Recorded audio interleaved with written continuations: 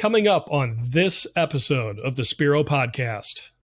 My philosophy on this is the editors didn't walk the house. They don't know the order necessarily of that house. Mm-hmm. You do as the photographer. So don't rely on your editors to know the proper order of that house or where those rooms are in the house, what floor they're on even. They have no idea. Welcome to the Spiro podcast, managing your real estate photography and videography business. With your hosts, Todd Kivimaki and Craig Magro.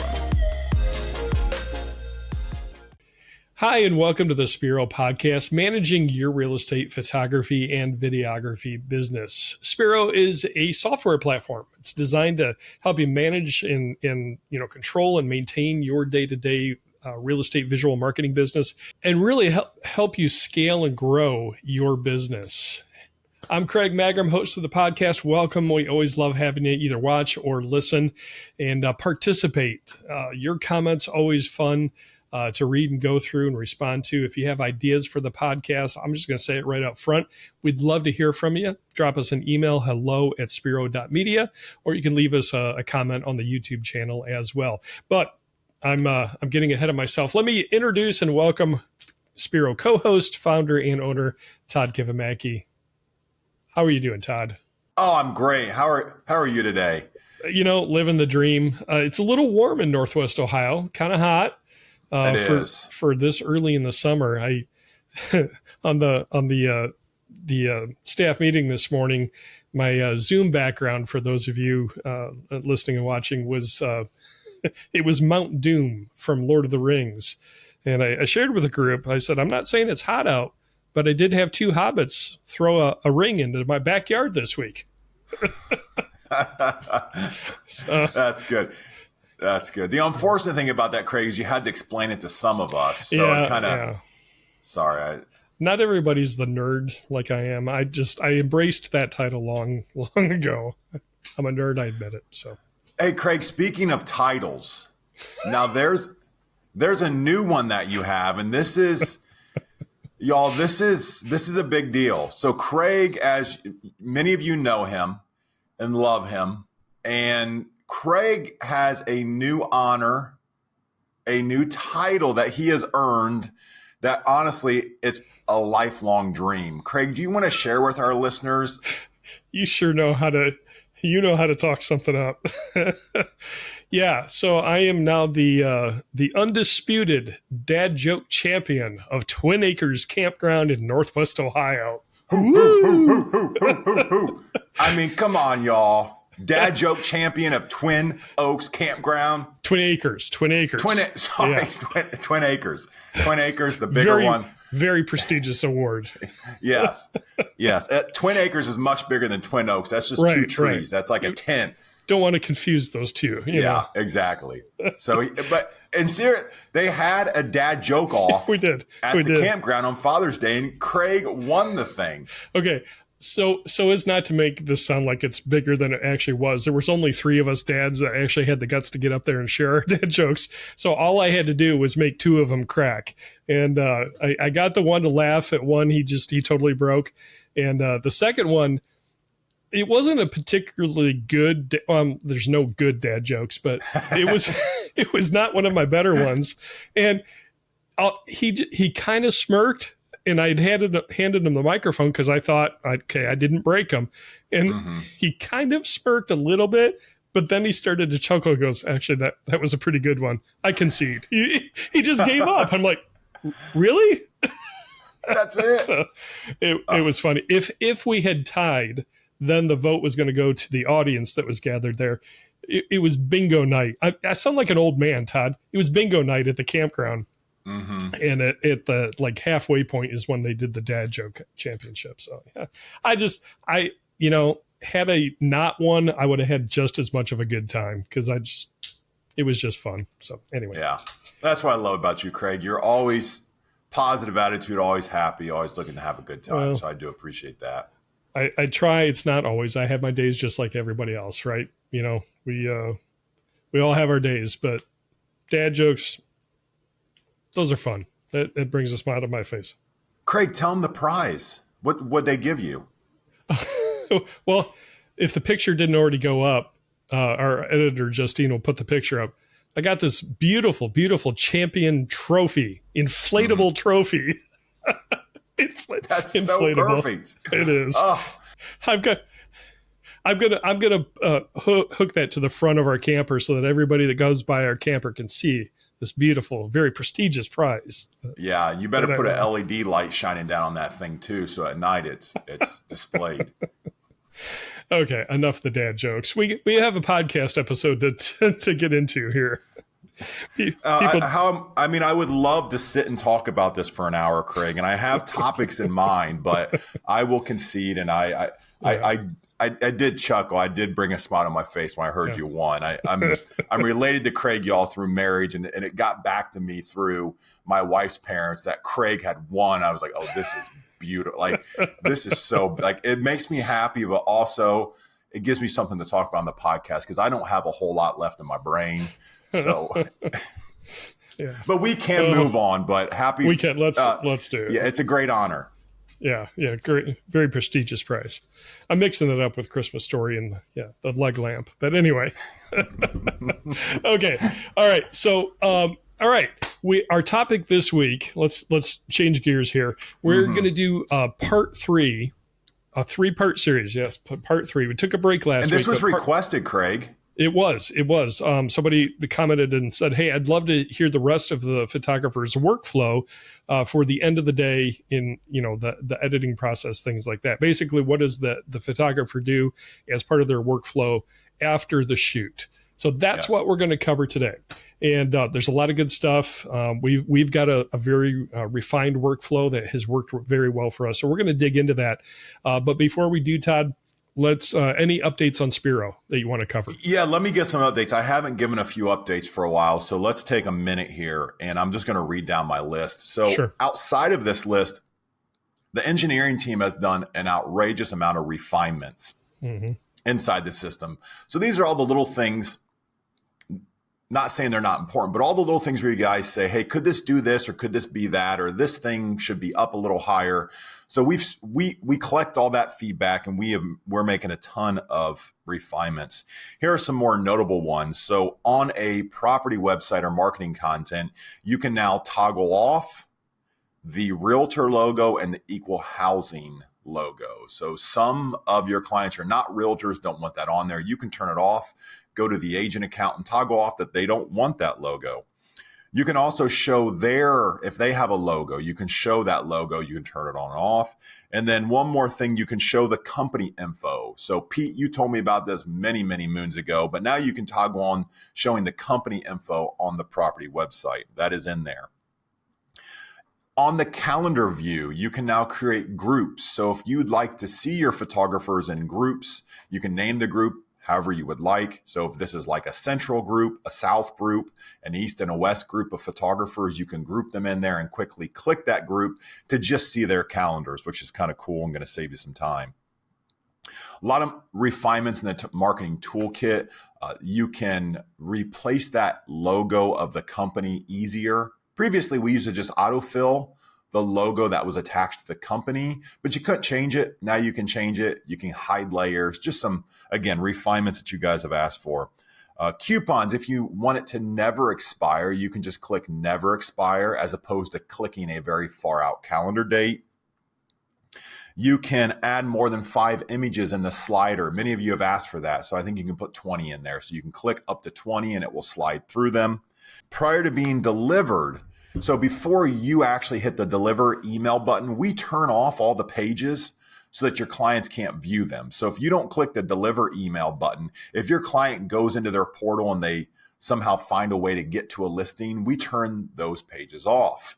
And that usually just have a generic 404 error. It honestly confused a lot of the new users coming in because they're saying, hey, my system's broke. Well, now there's a new message on there that just says, hey, this hasn't been delivered. And so we're a little bit more intelligent of how we show it. So if your client sees that, they'll see that you're still working on the media and it hasn't been yet delivered. That's a great idea. So, yeah. And then there's probably 30 more very small ones that we put in there that it's just going to function and work a little bit easier and better. We scaled and brought on a lot more servers. So a lot of the gears, you'll see are upgraded and improved. Excellent. We love the suggestions and the ideas, so keep those coming. If somebody does have a suggestion or a request for updates to Spiro, how can they submit those, Todd? Yeah, so you can submit those. We have a dedicated system for this where you can go and give feedback.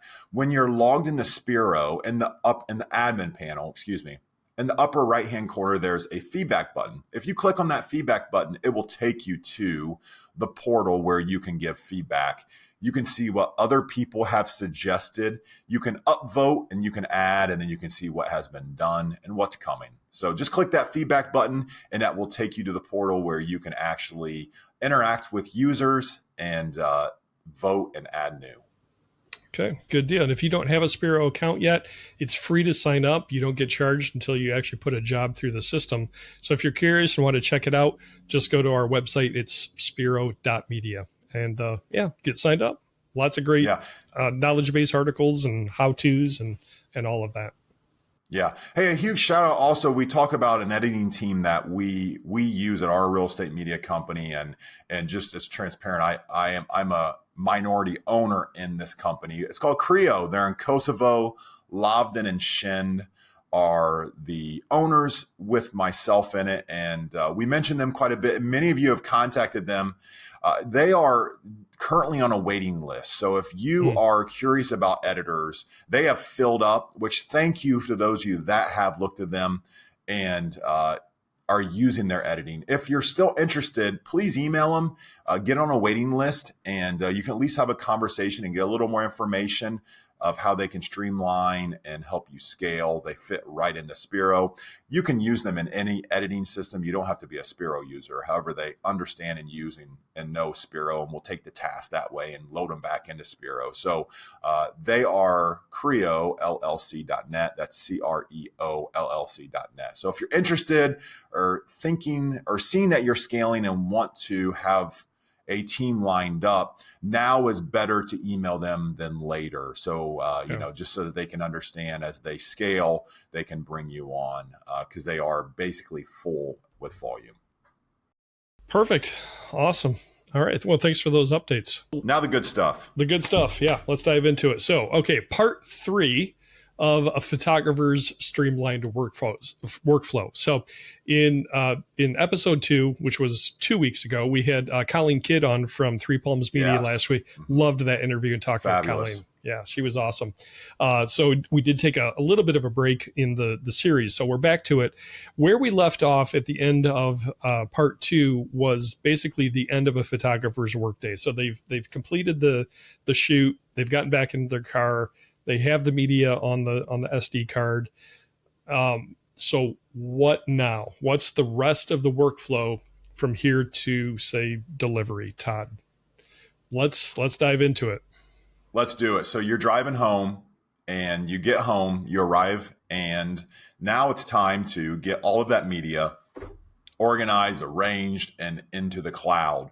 So this is assuming that you are using external editors. If you're not, when we talk about the editors, just note that that's the point that you do your editing. Mm-hmm. And so you get home and you put your card in the computer. And if we didn't mention this, I want to mention it now, but we suggest that you create a new folder in your camera for each shoot.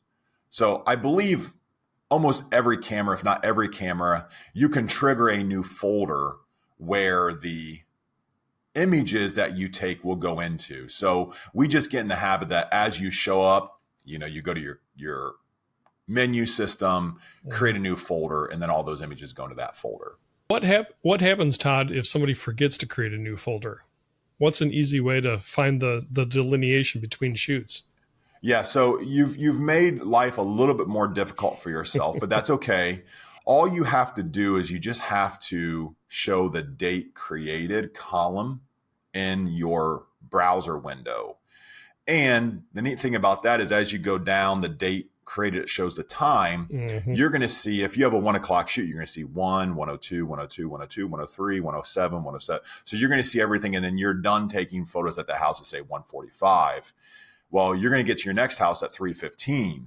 And so you'll just see 145, then 315, and you'll see a big gap in time. And that's how you can understand that you have the next shoot just by looking off time frame. I only ask because I may or may not have done that once or twice in my career.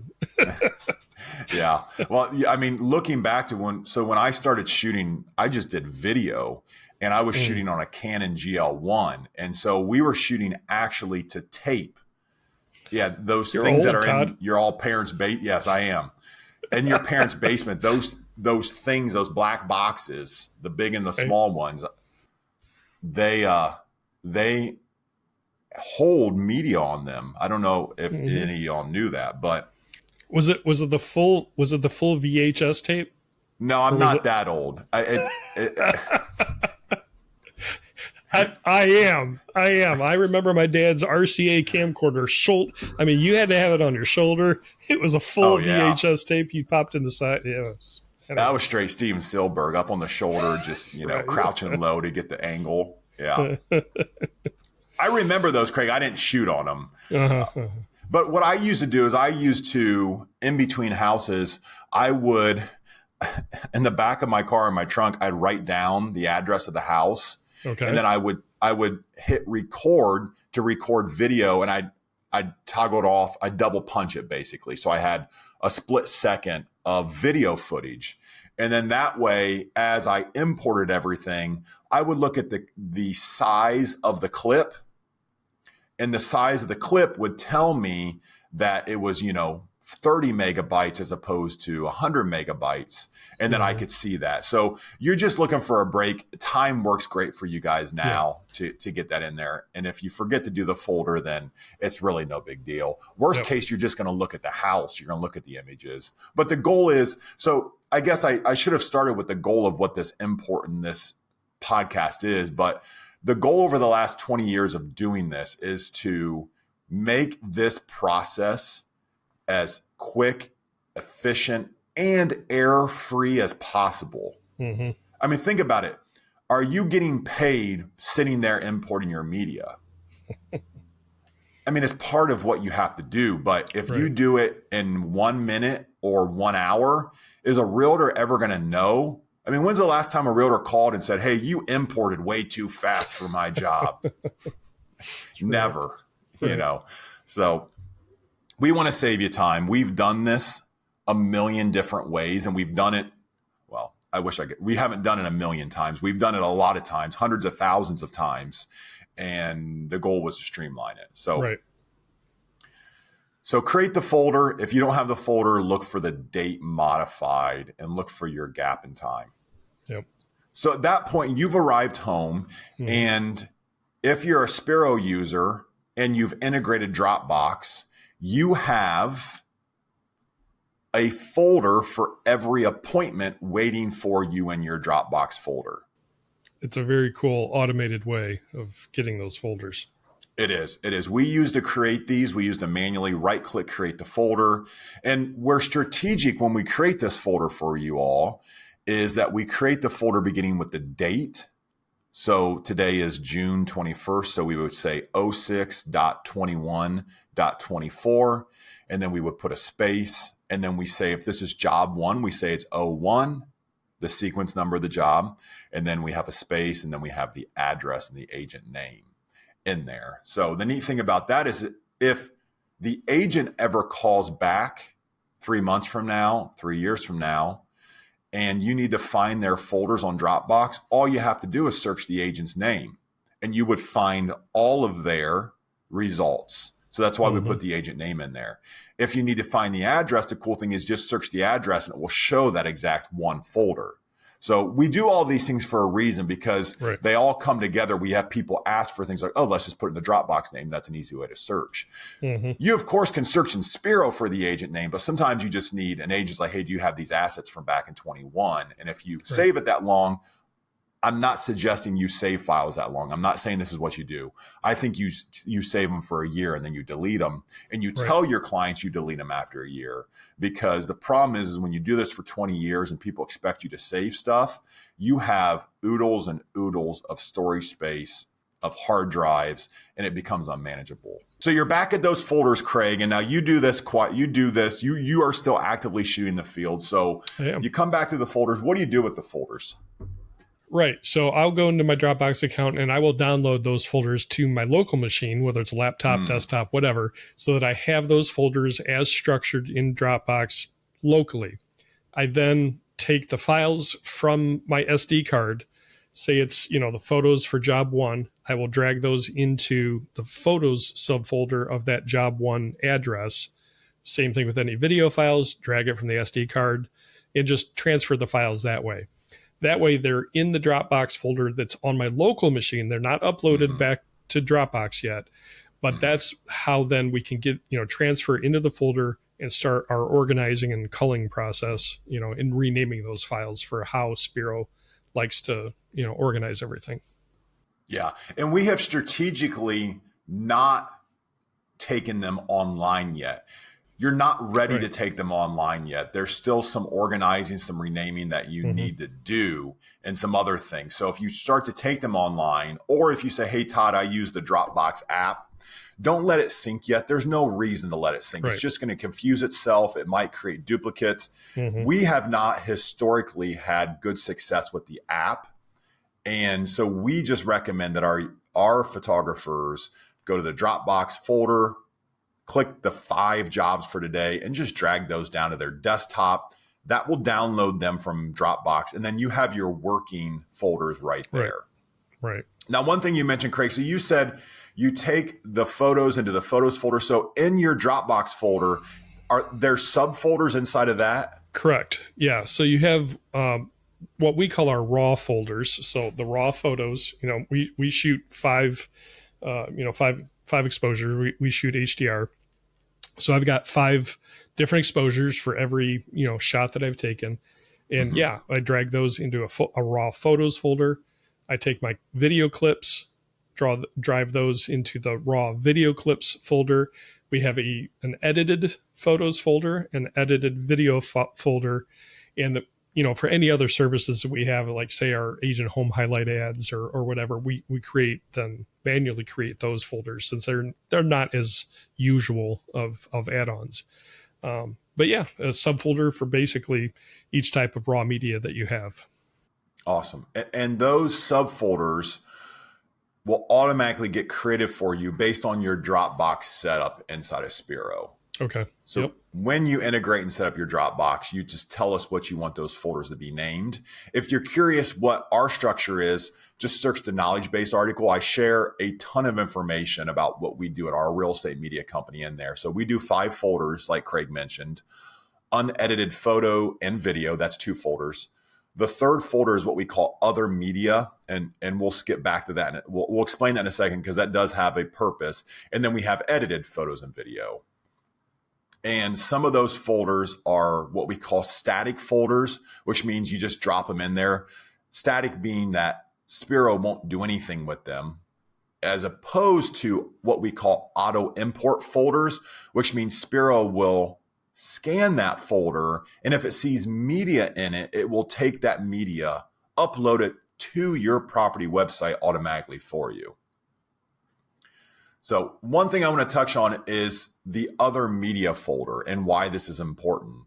So typically at a job, you might have some media that you'll take, but you don't know if the client will want it. These are just safekeepings. Craig, I'm trying to think of some examples right now. What are some shots that you take for that you put in the other media folder? Yeah, so let's look at drone, for example. Say our basic drone package, we deliver 4 aerial photos to the client, but the photographer is actually going to shoot 5, maybe 6 photos, but we're not going to we're not going to deliver all 5 or 6 of those. We're only delivering 4 because that's what the bundle includes. But that extra aerial shot or 2 that maybe is a different angle that the client might want, we put that into the other folder. So if they come back and say, hey, do you happen to have a shot from this angle? We might have that, and then we can easily just pull that up, edit it, and deliver it. Yeah, I love it. So Craig, we don't edit. Why don't we have our editors edit what's in the other media folder? That costs you, right? Mm-hmm. Every Yes. photo they're editing that's Yes. coming out of your bottom line. Mm-hmm. And if you don't know if the client wants it, or if you don't know the client's going to buy it from you, there's no reason to have them edited. So I have a funny, quick anecdotal story of dumb things I've done in the past. Oh, So I love this segment. We need do. Here we go. we should make that a segment. Dumb things we've done before. Learn from our mistakes. Yes. Those of you that have done any portrait photography, you're just going to shake your head and laugh and like, you idiot. So I did learn the lesson very quickly. So I don't do a ton of portraits, but now and then I will shoot some portraits, some family photos, senior photos, some realtor headshots. When I first started doing portraits, Todd, you're going to laugh your head off. Any good photo I thought would be interesting to the client, I would edit every photo and upload it to the online gallery. You know, I'd watermark everything, and then they would pick which ones. And that I think it was after the second job, I'm like, wait a minute, they only picked 4 photos and I edited say 10, and I spent a lot of time on editing those extras. That was a waste of my time. What in the heck am I doing? So yeah, you don't want to edit every photo. Yeah, that's a good simple example of that. I have a story very similar, except it ended a little worse. It wasn't just my time. I shot weddings for 10 years. Probably 10 or 15 ago. Yes, thank you. And I had a couple that I did their engagement session, and I spent a ton of time with them, more than normal. And, we went to the college campus where they're at. Anyways, long story short, I delivered a lot of images to them, way more than I should have ever. So it took me way longer to edit them. But also, I got bad feedback from the soon-to-be bride about the images. And I was anytime someone doesn't like your work, I took pride in it. I thought I delivered a nice set. Yeah. Well, what came back is that she just didn't like the way she looked in some of the images. Yep. And she was self-conscious about it. Yep. And she had a set that she liked, and she's good with, a third of the images. Just giving her all those options made her analyze it that much more, made her analyze herself, the way she looks. And so I learned very quickly that you don't want to give too much. Yeah. That same theory proves true with your real estate agents. I can't tell you how many times we've delivered too many photos and the agent comes back with a complaint. We had all of the right angles. We just gave them angles that they didn't need. And they wanted to like those angles as much as the other ones. And that is part of the transition to becoming a good real estate photographer, is understanding what not to give and what to give. So there's a psychology element to photography that when I first got into it, I didn't even think about. One of my early mentors, who she did weddings and portraits and all of that, she looked me straight in the eye. She said, Craig, portrait photography, and actually it goes beyond portrait photography, but this specifically is what we were talking about. She said, is as much counseling and psychology as it is the art of photography. And I'm like, what?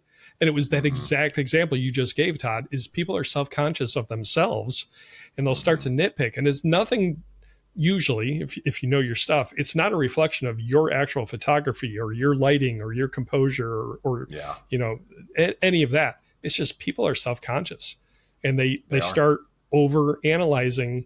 But it's like you said, it's the same for real estate. You give too many options that not every shot is going to be your best shot. There's angles I take that are not the best angles, and I take those out when I get home from my shoots, from my shoot day, because I can see, okay, it's not a bad picture, but it's not the best picture. I'm not even going to show that to them because we only want them to see the best work that we have to deliver, so that they continue to use us. This all ties back to business. We're talking a little bit about the creative element, but you got to look at this as how does this impact your business? That's why we're talking workflow and efficiency. We want to make you efficient and give you a good workflow so that your bottom line is the best that it can be. Yeah, exactly. Good advice, Craig. Good advice. So rewinding back a few to talking about the other media folder.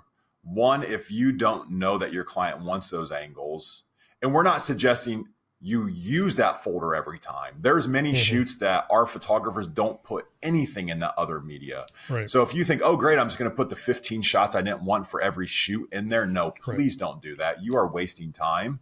And if space. you just start, and space. If you just started, that's okay, but make it a goal by day 90 that you don't put anything in that folder. Unless you're like, oh, this is a nice master closet, and I typically don't take closets, but it's really big. I'm just going to take it. I'll put another media. I'm not going to have the editors edit it. If they call, they'll have it. The third reason why you want the other media folder, if you have photographers or even if you're a solo shooter, is if your client calls the day of delivery, which is the next day, and you or they are on the road, but they have the angle that you want sitting back on their SD card. This is CF card because I'm old. That I'm holding up a CF card to all of you that are listening.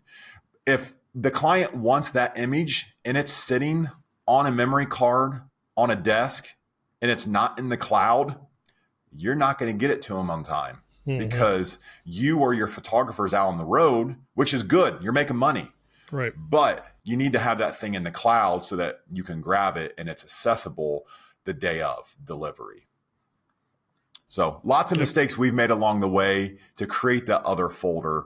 I would just steal it, just steal that, do it. If you're scaling a team, do the other media folder. That's where your photographers will upload any media that they think the client might want. But again, don't let that be a crutch of like, I'm just going to throw all this crap in there, because you don't need to do it.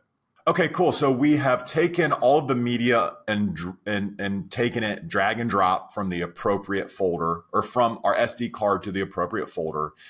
And now we have all the media organized into the correct folder, but it's not completely organized, right? Craig, what do we do next? Correct. Yeah. So what we do next is we then actually organize each photo in the folder, because we want to deliver photos in a particular order that most realtors like. We want to front load the best spaces. So the main living area, the kitchen, the master bedroom, if it's on the main floor, and save rooms like the half bath and the laundry room for last on that floor. So you might have to shoot out of order. Well, then you need to organize those photos into the correct order that you want to deliver those in. And so you're spit it out, Craig, rearranging the photos in the correct order, and also deleting out bad photos that you don't want to save, you don't want to deliver, and any photos that you want to put into that other folder, taking those out and moving those as well. But make sure you get them in a good deliverable order to your client. Yeah. I cannot stress to you guys how important it is to organize at this point.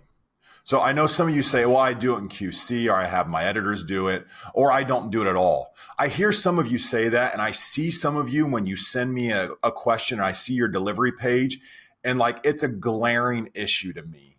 And you need to organize your images, because you have created art that you're telling the story of the home, and you need to give it in the appropriate order to the realtor. So if you're out there saying, oh, my realtors don't care, I give it whatever order and they'll do whatever they want with it, I can tell you, I am confident that you have lost clients because of that. Yeah. You might have some clients that put up with it. I'm not saying that, but I am saying you will lose clients if you make them do your work. You were there. You know what the order should be. I would never risk not giving it in an appropriate order, because they're going to look at that and you're going to send them a third bedroom first, or as the second shot or the first shot inside the house. Say you shoot the exterior of the house and you show all exterior front and back. And then say you went upstairs because the house wasn't ready, and you shot the third bedroom. And the first thing the viewer sees once they get in from outside is the third bedroom. I can tell you that is jarring to an agent. They're going to want to see the front of the house. Then they want to see what's inside the front door and show me the main living areas. So I'll tell you from experience, and this is just one where I'm going to tell you what I know because I've seen it. Please put your images in order. That's specific feedback I've heard from our clients, that they appreciate that we order things the way we do so that they don't have to. They've got too many other important things to take care of, them or their admin, to reorder photos. Let's make ourselves, there's a phrase you use, Todd, let's make ourselves sticky. If we can provide that quick service for them, it's just that next extra level of service to them that they love and appreciate. And they've specifically mentioned that service that we provide of ordering the photos for them. Yeah. And how easy is it? It's such a freebie. Like it's so easy. It's right. Most of the time you have it done correctly because you can walk the house correctly. Right. I understand you can't. I've shot 10,000 houses. I know you can't always walk a house correctly, but you can do it afterwards. We're going to talk about that process in a second. I do want to pause very briefly to talk about the order. So you're probably saying, Todd, what order do you shoot in? Okay. I understand. I see the value of correctly ordering. What order do you take? So Craig gave you a little hint. We shoot the front of the house, and then we shoot the house in what we call walking order. And we train to this some, and there's some exceptions. So front of the house, moving in, then we take the entry to the house. So does it have a foyer? Does it have an entry? At that point, you have to decide if straight ahead, there's a 2-story family room that has windows, 2 stories, beautiful entertaining area that leads into an open kitchen, or there's an okay study to your left. You need to get to the meat and potatoes. That's the phrase we use here at WOW. Get to the meat and potatoes. Give us the main course of the meal. So shoot the entry because that's important because you have to walk in the front door. What's inside that front door? Don't show the 2-story family room next. You got to show where you're getting into the house at because your brain's got to connect it. From that entryway, the viewer, can see that, oh, down there I see, oh, that's the family room. If it's beautiful, show it next. And then go straight to the family room, come back left to the kitchen and show the main living areas. At that point, before you go upstairs, you can show that den in the front of the house. That's not so great. Yep. Now on the way to the family room, you passed a half bathroom. And then the basement is to the left. Okay. This is not all houses are like this, pretty standard. So to the right is a half bath. To the left is basement stairs. When do I show the basement? Or when do I show the laundry room? We put those suckers at the end before we go outside. They're half baths, are small. They're more of I can't even think of a term, Craig. My brain went. They're just an afterthought. There it goes. Perfect. All right. Justine, our editor, just let me struggle here and stutter for a little bit. Don't cut out the stutter so everybody can see this is real, y'all. So right. Half baths are an afterthought. Yep. Okay. Let me try to pull myself together and put a phrase out one at a time. After you've shot the entryway, the 2-story family room, the kitchen, shoot the den, go upstairs, shoot the master, the big bedroom first with the bath, and then go to the sub bedrooms and any bathroom. After that, you'll want to go downstairs if there is one. If there's not a downstairs, that's when you can show your laundry room and your bathroom.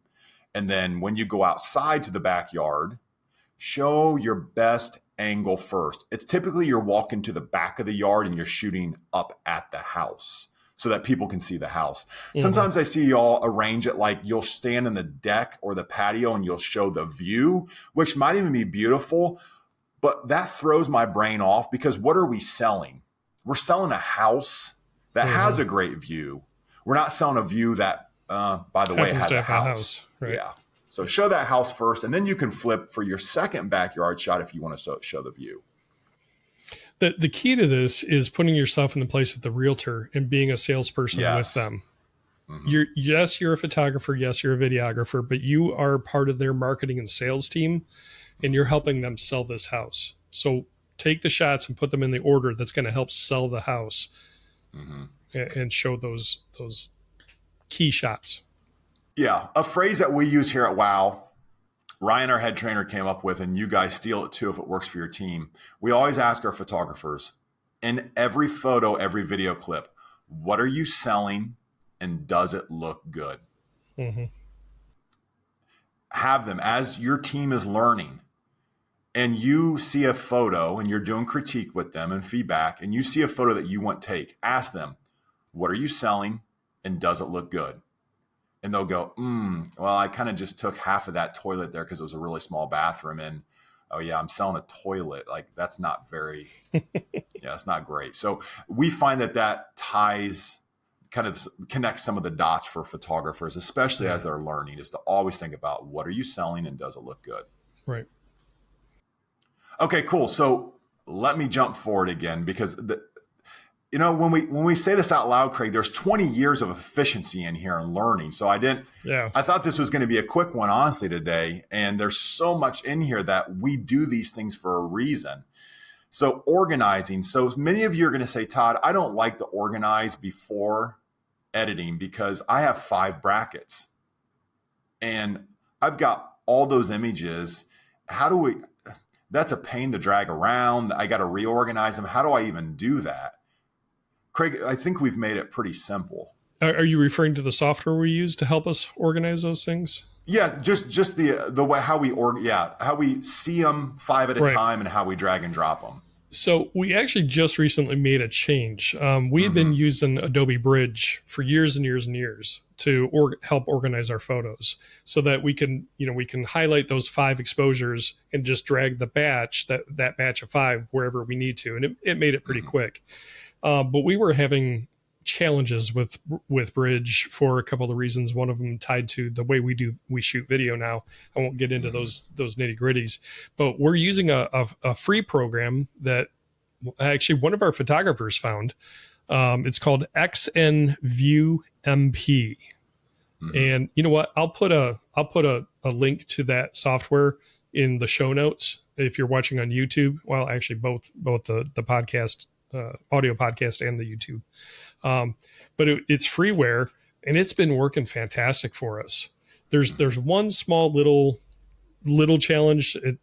It's not a big deal. I'm not going to get into the details, but A, it's free, and B, it works. So yeah. So the biggest thing here is that, so we switched to this XMP view for a reason, because our video clips weren't showing a preview. If you're going to organize media, you have to see it. You don't want to open up every clip. So in Bridge, it won't show a preview. The biggest thing here is if you use Bridge or if you use any other program, you need to be able to see your bracketed images all in one row. So if you shoot 5 images, you need to scale the window that shows the thumbnails, the preview, to be a row of 5 across. Right. So, and in these programs, you can scale the width of the window, but you can also scale the size of the thumbnail so that you can have 5 across. If you shoot 3 brackets, put 3 across. If you shoot 7 brackets, put 7 across. The neat thing about that is now you can look through your images, and your first image is typically your middle bracket, so you can view it from there. And then if you need to drag the order, you're going to click on the first image, shift click, hold the shift key and click on the last image. You've selected 5 images or 1 bracketed set. Drag that to where you want it, drop it, and you have just organized your media. Craig, a question I get asked all the time is, why don't you just have the editors, your VA, organize after this is done? Right. So my philosophy on this is the editors didn't walk the house. They don't know the order necessarily of that house. You do as the photographer.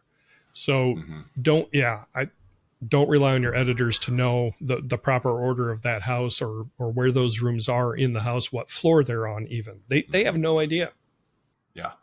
I don't know if any of y'all been to, your editor's probably in Vietnam, maybe India, maybe the Philippines. And we could not run our business without our team offshore. They are an intricate part of our business. However, we know what they're really good at and what we're good at. And real estate in those areas is not like real estate over here. I mean, I always give a quick, funny example. We have our virtual stager, Jess, our head of ops, one day was going back and forth on staging a room. And she said, hey, can you just put a runner up by the front door? She wanted a rug there. Well, we called a runner. And we get the photo back. Was it someone jogging? Literally somebody is jogging by the front door. That's awesome.